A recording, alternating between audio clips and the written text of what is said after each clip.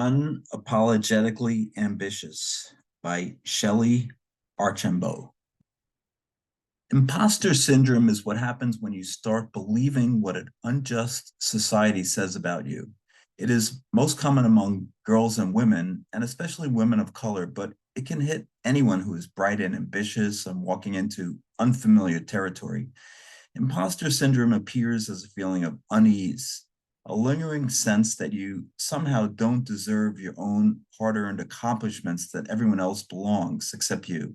The effects of imposter syndrome play out in your subconscious like a nagging, subtle doubt. It pings softly in the depths of your brain. When someone gives you a compliment or feedback on the quality of your work, ping. When you get an opportunity to lead a group or get a promotion, ping.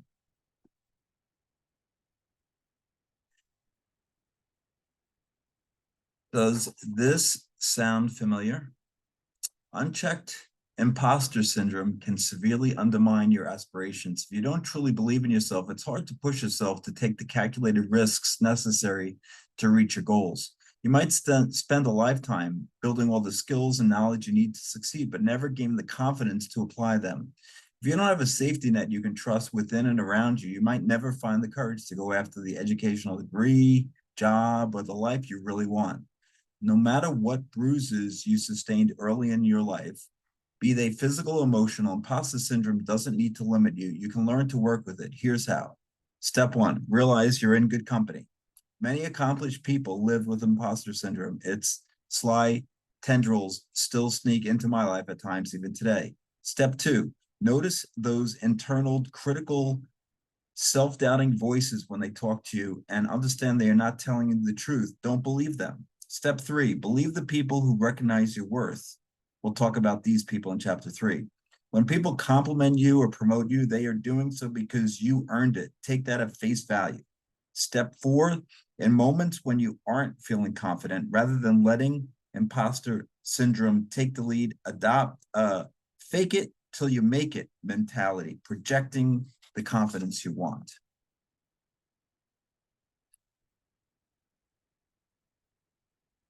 Seriously, call a friend. Say, I appoint you as my cheerleader. From now on, whenever I forget how awesome, capable, and competent I am, it's your job to remind me. Then return the favor. Together, one cheerleader to another. This is how we move forward. In helping prepare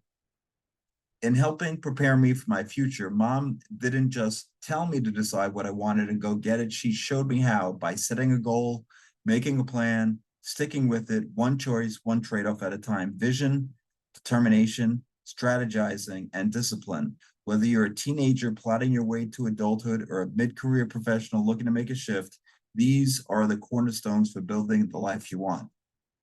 If the road to success begins with choosing a goal, it continues through careful strategizing. As I'm writing this, I'm thinking about all the other choices I could have made as a young person that summer after I graduated high school. I could have taken the summer off to rest up and get ready for the changes ahead.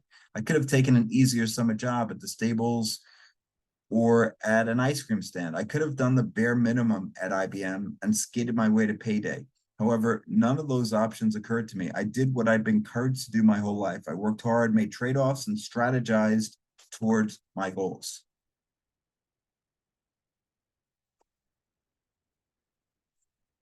I had identified a common pattern that plays out in the lives of ambitious people. Every time you take a giant leap forward, you will land at the bottom of your next learning curve. That's okay.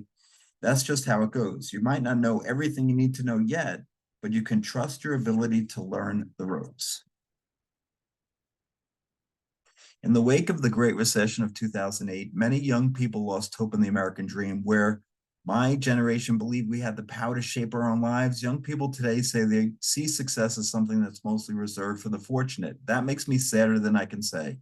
Yet I understand why people might feel this way. Just take a look at economics. Today, only 20 of the 50 states in the United States require that schools teach students the basics of financial and economic literacy, which means most young people aren't getting the education they need to make wise financial choices early in their lives.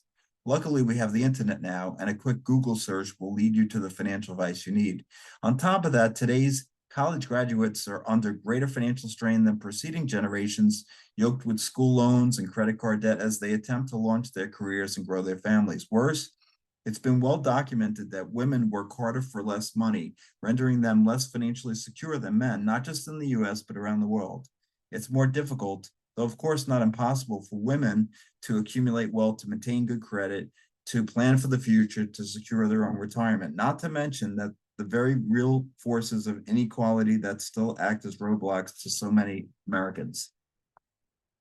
If you're feeling any of these pressures, believe me, I understand. It's not your fault. You're standing where you are, but it is possible for you to change your circumstances. You have to believe that. You have the power to create change. I know this because I know my grandmother's story. When her husband died, she became a single African-American mother without a college education. Every day was a struggle. It doesn't matter how well you can balance a checkbook if nobody will give you a paycheck. Still, she did eventually get a job, actually more than one, and she applied every ounce of skill she had to keeping her family afloat. This is the environment my father came from, and it's the knowledge he passed on to his children. No matter your circumstances, you have the power to advance in your life. Take a look at your own life. Which key factors of self-determination have you developed? Which are lacking? What could you do to develop your competence, autonomy, and relatedness? Even small steps can make a big difference, like calling on executives at IBM to learn about their jobs, competence, like learning how to sew instead of waiting for mom to make my clothes, autonomy, like developing connections with new classmates in college, relatedness. What small steps can you take to develop your self-determination? Taking them now will strengthen your ability to set and reach your ambitious goals. It will also strengthen your ability to stand firm in your decisions, even when others aren't so sure. There's some conventional wisdom in the professional world about why women don't get promoted. More or less, it boils down to women don't ask for what they want. The reality, however, is much more complex. In 2016, the Women in the Workplace study found that women do ask for what they want, a big change since the early years of my own career. This is positive progress, but there's a catch. Women who negotiate are 30% more likely than men to be told they are too aggressive, bossy, or intimidating. Moreover, women receive less informal feedback from their supervisors, which suggests a communication disconnect, not to mention a paradox. Women are told simultaneously ask for what they want and to stop pushing. Interestingly, both those pieces of feedback turn the responsibility back to us, suggesting it's our fault if we have difficulty getting opportunities. Meanwhile, we are hard-pressed to get constructive feedback on how to become that ideal, assertive, yet gentle employee. Could it be that this ideal is not realistic? Research shows that women still encounter unrealistic expectations in the workplace. Most likely, neither women nor men are fully aware of how those expectations are playing out in our interactions. I cannot say I have a solution to this issue, but I can tell you what has worked for me. Not only have I learned to tell people what I want, but I've also learned to tell everyone what I want. When I have a goal, I put it out there in the open and it becomes a part of my identity. Broadcast your intentions. You never know who's listening, who might have a connection, or conversely, who might have their own reasons to withhold information. The more people who know what you want, the more likely you are to get an opportunity. It takes some guts to tell everyone what you want. It does feel risky, but you have to learn to take those risks. I have a mantra in these situations. I ask myself, what's the worst that can happen? Can I live with it if the worst does happen? Usually when it comes to asking for what I want, the worst that can happen is I might get told no, and I can live with that. I have found that the benefits of broadcasting my intentions far outweigh the discomfort of hearing no. So imagine this, it's 2002, I'm almost 40. I've learned a great deal from North Point and Loud Cloud, and I'm feeling ready for my chance to be a CEO. Well, guess what? So are hundreds of other people. Many of the startup tech companies in Silicon Valley had gone out of business, and the streets were littered with CEOs trying to find new companies to helm. Having been in the area only a few years, and despite my success at Loud Cloud, I was unknown. Not only that, but when people looked at me, I didn't exactly fit the CEO profile. Still, after all these years, nobody was looking at a tall Black woman from the East Coast. Timing was horrible. But remember what my parents taught me. I don't deal in drama. I deal in accepting reality and controlling what I can. The road to success looks different for everyone. I already knew this. Everyone has a different path toward their goals, and no one's path is entirely smooth. We all experience ups and downs, some of us more than others.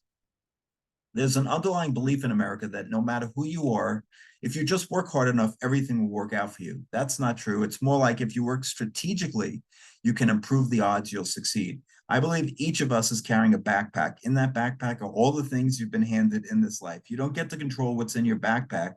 Sometimes its weight is so onerous that no matter how hard you work, you always feel like you're struggling to keep up. Wearing that backpack all the time, you can get used to it. You may begin to believe you created that weight yourself or that you deserve to be weighed down. That also isn't true. You deserve the freedom to set your life's goals and walk toward them. Everyone's backpack is different. For some of us, it's weighted down by inequality from the beginning. For others, it's the weight of tragedies that happen along the way. Some of us shoulder family or health problems. Others get caught in economic or political disasters. For minorities and women of my generation, our backpacks have held more weight. Greater household demands, the challenges of fitting into male-dominated workplaces, assumptions about our abilities, desires, and ambitions. In addition, we have lugged the weight of societal expectations about how we should look, dress, and speak, how we should keep our homes and care for our children, even what we should want from life. I can't say that weight has been lifted off the next generation's shoulders, but I hope it's at least a little lighter than what we carried.